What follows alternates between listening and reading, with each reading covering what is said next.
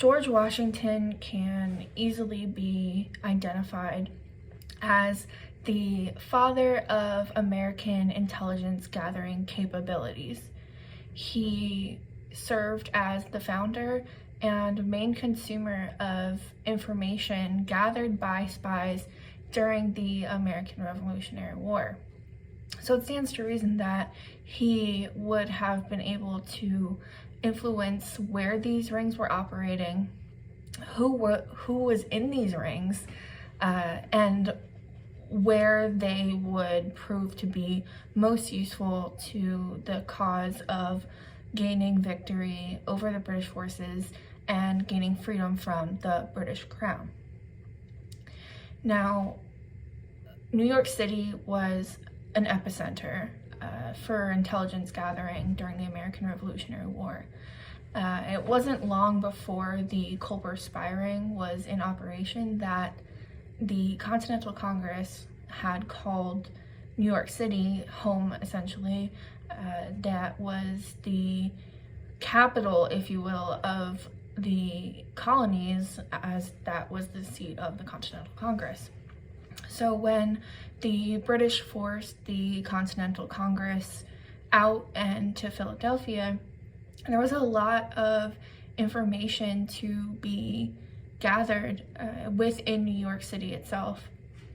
And the Culper Spy Ring was active within New York.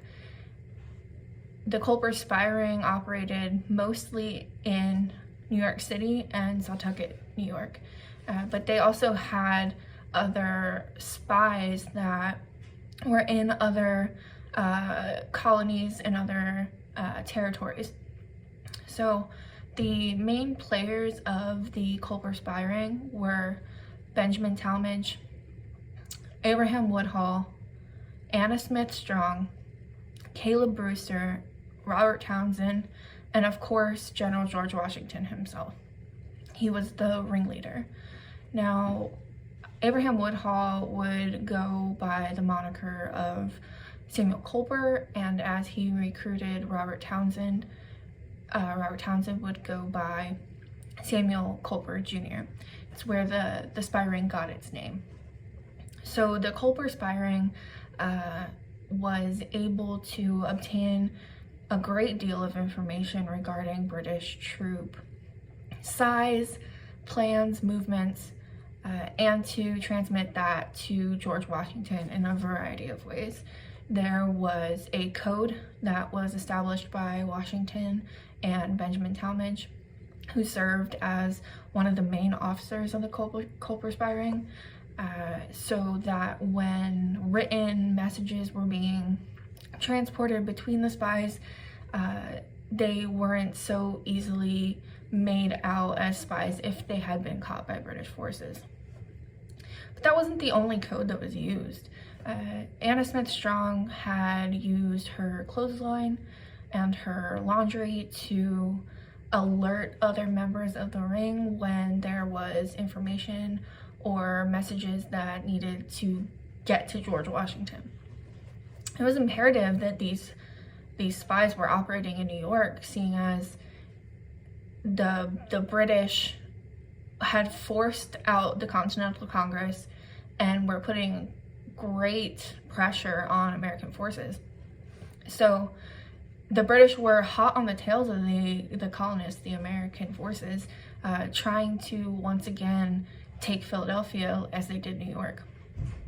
Now, Washington hadn't yet won his victories at Trenton and Princeton, but the information gathered by the Culper Spy Ring would help him to get those victories.